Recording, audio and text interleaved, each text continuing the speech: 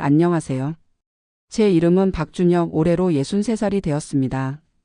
작년 이맘때쯤 35년간 다니던 회사에서 정년퇴직을 했죠. 중견건설회사의 현장관리부장이었습니다.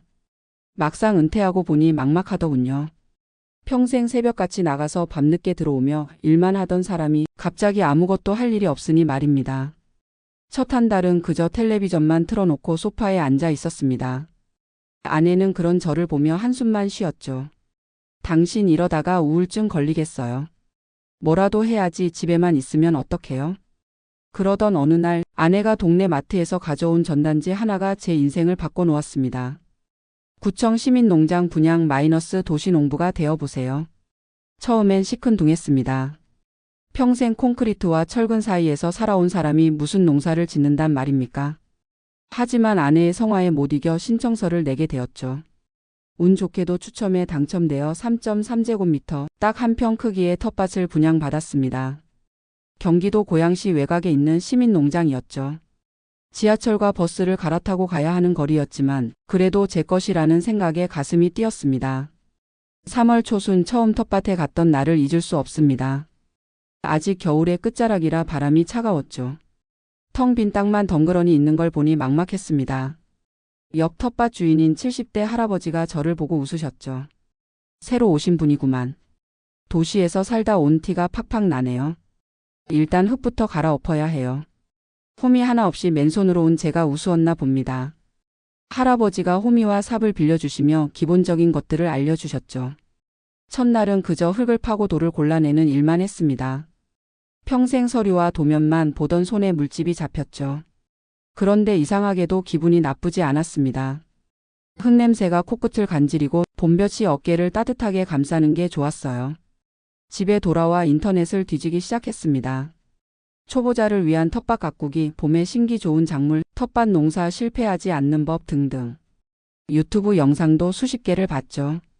다음 주 종묘상에 가서 씨앗과 모종을 샀습니다. 상추, 시금치, 대파, 쪽파 같은 기본적인 것들이었죠. 감자와 고구마도 욕심을 내어 샀습니다. 아저씨 초보자시죠? 너무 욕심내지 마세요. 처음엔 실패하기 쉬우니까요. 종묘상 주인의 조언도 귓등으로 들었습니다. 35년간 건설 현장을 관리해온 제가 작은 텃밭 하나 못 가꾸겠습니까? 하지만 현실은 달랐습니다. 처음 심은 상추 모종의 절반이 일주일 만에 시들어버렸죠. 물을 너무 많이 줘서 뿌리가 썩었던 겁니다. 시금치는 싹도 나오지 않았어요. 알고 보니 씨앗을 너무 깊이 묻었더군요. 얕게 뿌려야 한다는 걸 나중에야 알았습니다.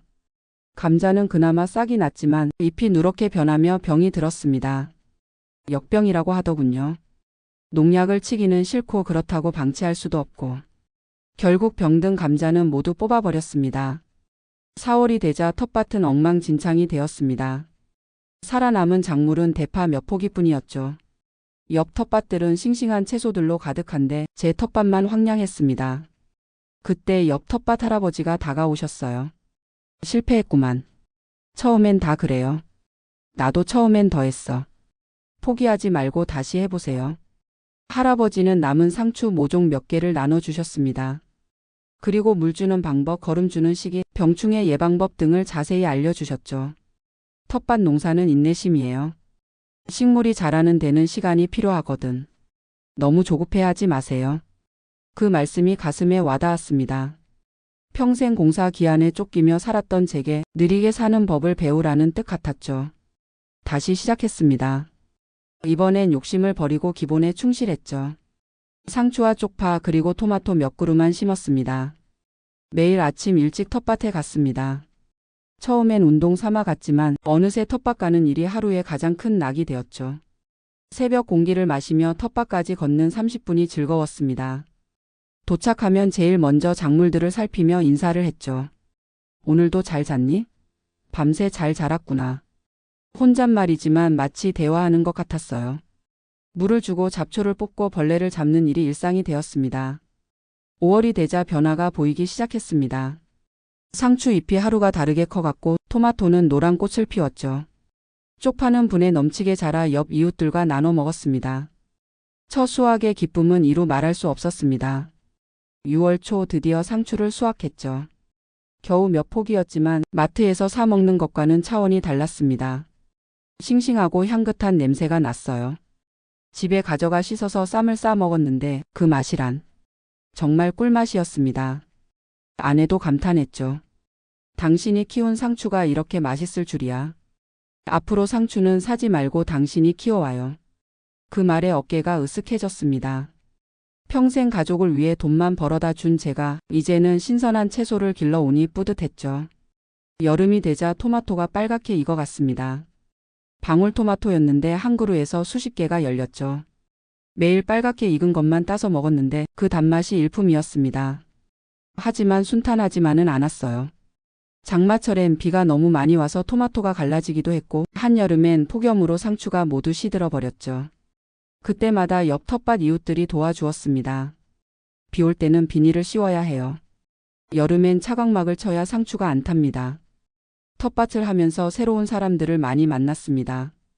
은퇴한 교사, 주부, 자영업자, 심지어 20대 청년까지.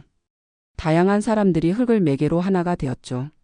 서로 재배 노하우를 공유하고 수확한 작물을 나누며 정을 쌓았습니다. 회사 생활하면서는 경험하지 못한 따뜻한 인간관계였죠.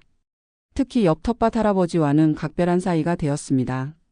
그분은 80세가 넘었는데도 텃밭 일에 열심이셨죠. 10년째 텃밭을 가꾸신다고 했습니다. 텃밭은 내 건강의 비결이에요. 매일 운동도 되고 신선한 채소도 먹고 무엇보다 살아있음을 느끼거든요. 그 말씀이 참 인상적이었습니다. 정말 그랬어요. 텃밭에서 식물이 자라는 걸 보며 저도 살아있음을 실감했으니까요. 가을이 되자 배추와 무를 심었습니다. 김장철을 대비한 거죠. 하지만 배추는 벌레가 너무 많이 꼬여 포기했고 무는 그런대로 잘 자랐습니다. 10월 말 무를 수확했을 때의 감동이란 땅 속에서 하얀 무를 뽑아 올리는 순간 마치 보물을 발견한 것 같았어요. 크기는 작았지만 단단하고 싱싱했죠.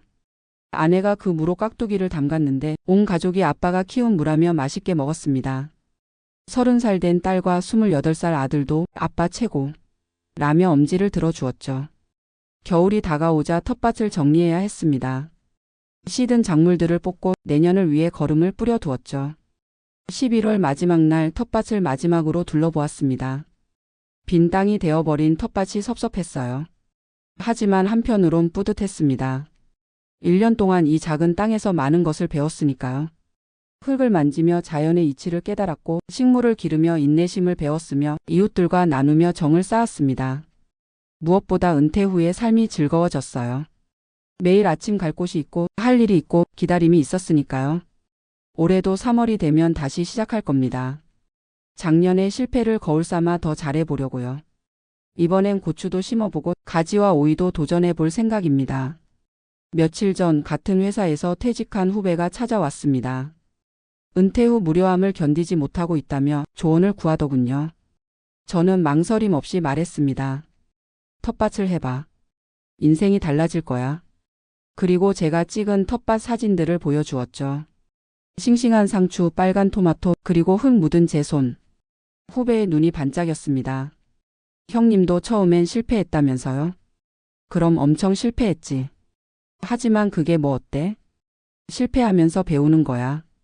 중요한 건 포기하지 않는 거지. 후배가 고개를 끄덕였습니다. 아마 내년 봄엔 그 친구도 텃밭에서 만날 수 있겠죠. 요즘 저는 텃밭 일지를 쓰고 있습니다. 언제 무엇을 심었고 어떻게 관리했으며 결과는 어땠는지 꼼꼼히 기록하죠. 나중에 손주들이 크면 보여주려고요. 할아버지가 은퇴하고 처음 해본 일이란다. 실패도 많이 했지만 결국 해냈단다.